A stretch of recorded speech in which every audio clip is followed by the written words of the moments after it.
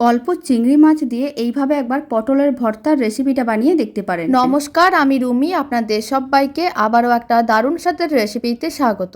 প্রথমে কড়াইতে বেশ কিছুটা পরিমাণ জল নিয়ে জলটা গরম করে নিয়েছিলাম। কয়েকটা গোটা পটল আর দুটো টমেটো দিয়ে দিলাম। ভালো করে সেদ্ধ করে নিতে হবে। মিডিয়াম ফ্লেমে প্রায় 10 মিনিটের মতন রান্না করে নিয়েছিলাম। পটল টমেটো সমস্ত কিছু খুব ভালো করে সেদ্ধ হয়ে গেছে।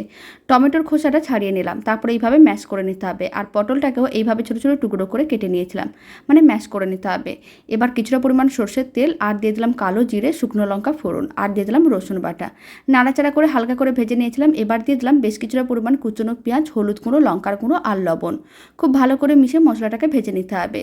যখন মশলাটা ভাজা হয়ে যাবে তার মধ্যে চিংড়ি মাছ দিয়ে দিতে হবে। মশলার সঙ্গে চিংড়ি মাছগুলো ভাজা হয়ে যাবে। তারপর সেদ্ধ করে রাখা পটল টমেটো দিয়ে দিতে হবে। আর স্বাদ অনুযায়ী লবণ, অল্প একটু চিনি দিয়ে মিশ্রণটাকে এইভাবে নাড়াচাড়া করে একটু শুকনো করে নিলে দারুণ স্বাদের পটলের ভর্তা একেবারেই রেডি।